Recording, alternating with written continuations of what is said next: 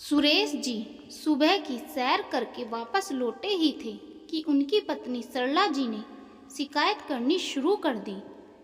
सरला जी बोली, देखा आपने अपनी बहू के रंग, मैंने पहले ही कहा था बेटा बेटा कहकर उसे सर पर मत चढ़ाओ। सुरेश जी बोले, क्या हुआ, क्यों इतना परेशान हो रही हो? सरला जी बोली, मैं सुबह नाश्ता बनाने जा रही थी तो कनिका कहने लगी, मम्मी जी आप रहने दो, पहले मैं अपना और रितेश का नाश्ता बना लूं। आप और पिताजी तो घर पर ही रहते हो, बाद में नाश्ता कर लेना। मुझे आज तक किसी ने किचन में जाने से नहीं रोका और अब इनसे पूछकर किचन में जाना पड़ेगा। सुरेश जी बोले, सही तो कह रही है बहू, कनिका और रितेश सुबह जल्दी ऑफिस के लिए निकलते हैं, तुम तो बेकार ही परेशान हो रही हो। सरला जी बिना कुछ बोले किचन में नाश्ता बनाने चली जाती है।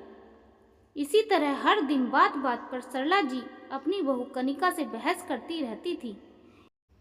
एक दिन रितेश ने कहा, पापा मैं सोच रहा था कि कहते कहते वह रुक जाता है। सुरेश जी बोले, क्या बात है बेटा, साफ साफ बोल। रितेश बोला, पापा माँ और कनिका में हर दिन बहस होती रहती है, तो क्यों न हम अलग रहने लगे। तभी वहाँ सरला जी आ जाती है। सरला जी बोली, हाँ तो महारानी जी ने पट्टी पढ़ा दी, अब मेरे बेटे को मुझसे अलग करने की सोच रही है। रितेश बोला, नहीं माँ ऐसी कोई बात नहीं है, लेकिन ऐसे ही चलता रहा तो आगे बहुत परेशानी हो जाएगी, लड़ाई झगड़ा बढ़ने लगेगा, घर का माहौल और खराब हो जाएगा। सुरेश जी बोले, बेटा जैसा तुम चाहो, अगर तुम्हें ऐसा लगता है तो यही सही, हम चाहते हैं कि सब खुशी खुशी रहें। यह सुनकर सरला जी रोने लगती है। सरला जी बोली, एक ही बेटा तो है हमारा और आप उसे भी अलग रहने की बात कर रहे हो। सुरेश जी बोले, जाने दो उसे, हम किसी को बांध कर नहीं रख सकते, अब उनकी यही मर्जी है तो क्या कर सकते हैं। अगले दिन कनिका और रितेश अलग घर में रहने चले जाते हैं। इसी तरह कुछ दिन बीत जाते हैं। दोनों कभी कभी मिलने आ जाते थे। एक दिन रात को 2 बजे रितेश का फ़ोन बजता है तो उसके पापा का फ़ोन था।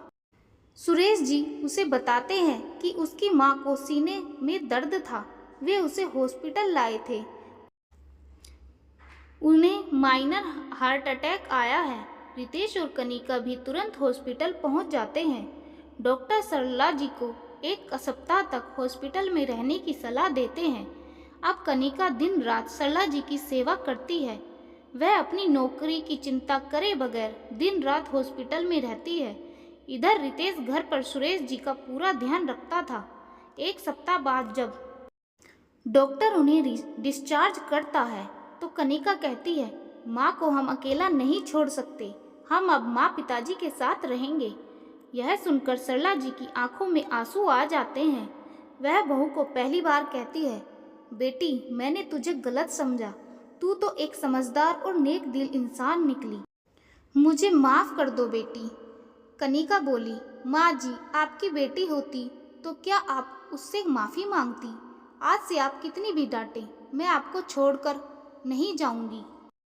एक पल आपको खोने के ख्याल से मैं सिहर उठी। उसके बाद चारों अपने घर के लिए निकल पड़ते हैं। अब बहू बेटी बन गई थी, इसलिए सरला जी और कनिका में कभी अनबन नहीं हुई। तो दोस्तों आप लोगों को आज की कहानी कैसी लगी प्लीज़ कमेंट में लिखकर ज़रूर बताना, और इस कहानी से हमें क्या सीख मिलती है। कहानी थोड़ी सी भी पसंद आई हो तो लाइक करें, शेयर करें और चैनल को सब्सक्राइब ज़रूर करें। धन्यवाद दोस्तों।